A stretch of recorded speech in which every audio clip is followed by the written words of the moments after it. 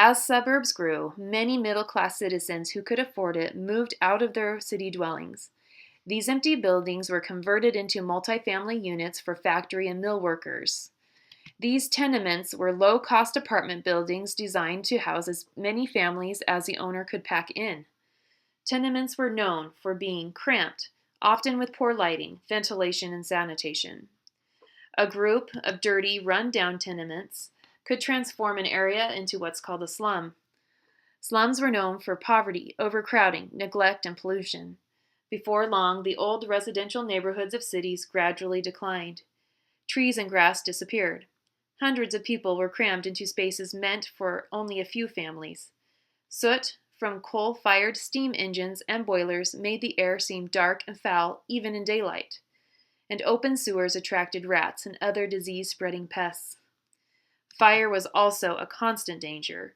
With tenement buildings so closely packed together, even a small fire could quickly consume a neighborhood.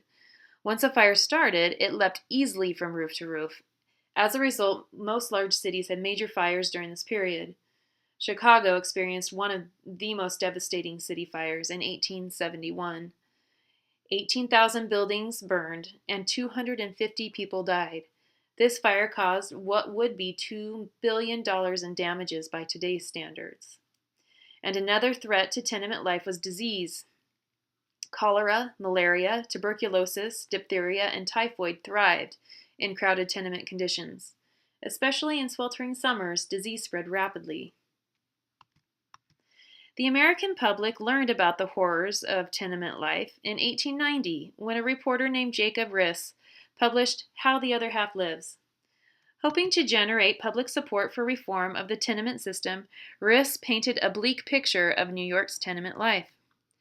Riis was able to capture and document his reporting with the help of the new technology of flash photography. Drawings based on these photographs appeared in his book, and he showed the actual photographs of overcrowded rooms and rundown buildings in his lectures on the plight of immigrants.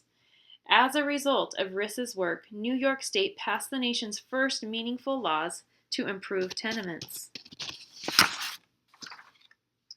Some of the improvements that Riis helped to inspire were to require tenement owners to install more windows and air shafts. Private bathtubs and sinks with running water, instead of community ones, became more prevalent.